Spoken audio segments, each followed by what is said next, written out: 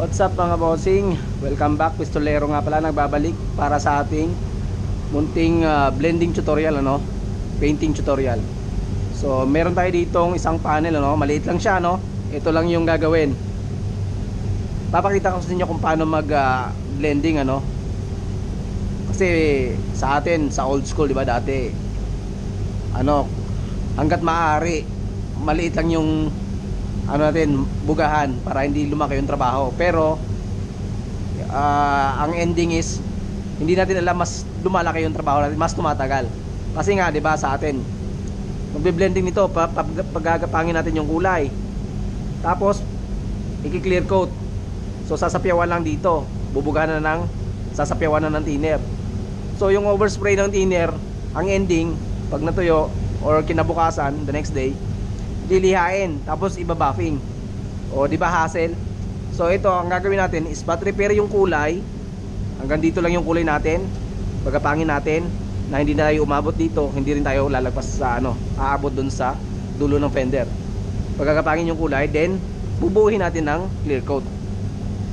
So para malinis ang trabaho, wala kang kailangang i-buffing, wala kang kailangang lihain, hanggat as long as walang dumi, So bubugahan natin siya. Kailangan malinis yung pagkakabuga para hindi na kailangan lihain, hindi na kailangan i-buffing, Pero minsan hindi natin maiwasan, mayroong konting dumi. So yun lang din ang lilihain natin, din yun ang iba-buff natin. Hindi kailangan lihain ng buo at i-buff ng buo. Pero kung malinis yung pagkakabuga, makinis, so wala nang gagawin, di ba? Release na. Hindi mo na kailangan lihain tapos i-buff. So itong bumper, hindi ko na siya i-blending kasi itim nga ito, metallic black. Hindi naman siya ganun ka layo yung kulay, halos parehas lang, So hindi ko na siya i-blending.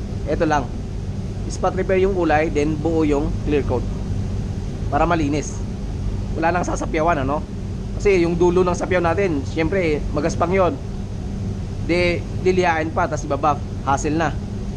So para isang gawaan lang, spot repair yung kulay, then buong panel yung clear. So tara, let's go.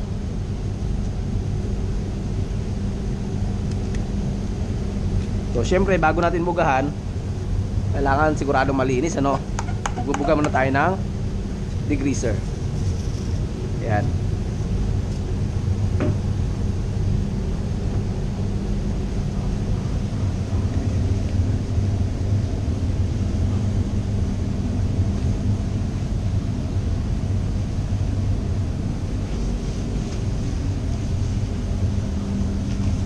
So maganda magbuga pagka malinis yung panel, talagang smooth yung trabaho natin. Kaya ugaliin laging malinis. Kaya sa trabaho natin importante rin meron tayong sealan, kasi syempre yung gawa natin ang magpapakilala sa atin. So kailangan malinis at presentable yung gawa natin. So ayan. So ayan, meron tayo ditong blender, and ito yung kulay natin. So konti lang yung tinimpla ko, So ready na tayo magbuga ng blender.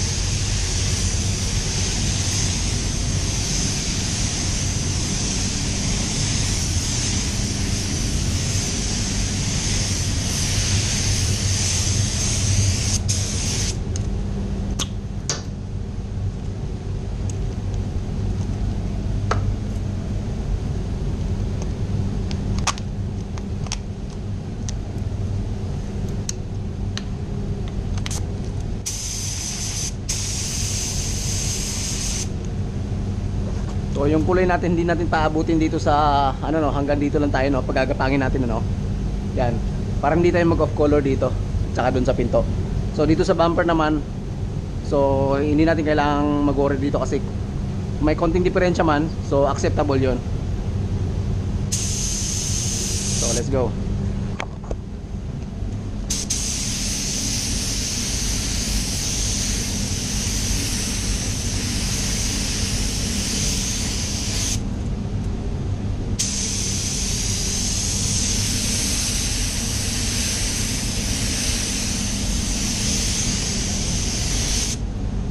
So, ganun lang. Tapos na. So, ganun lang ano. Napakasimple lang. So, yun lang. So, flash off lang tayo. Hintayin natin magmat lahat, ano, matuyo lahat. Then, mag-clear na tayo. So ayan mga bossing, tuyo na yung base coat natin. So ready na tayo para sa ating clear coat application. Bale 2 full coats lang yung gagawin natin.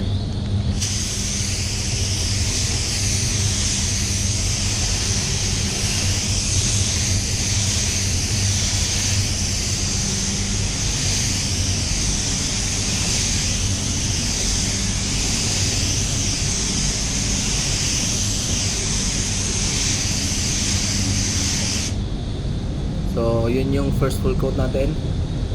Then flash off lang tayo, then proceed tayo sa second full coat.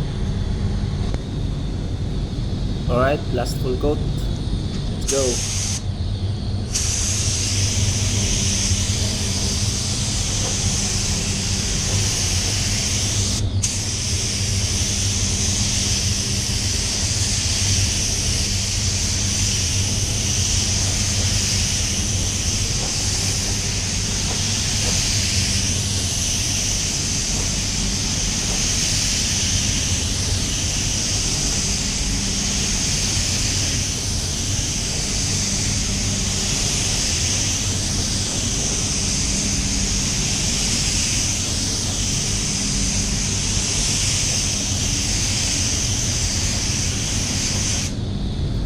So ayun mga bossing, tapos na.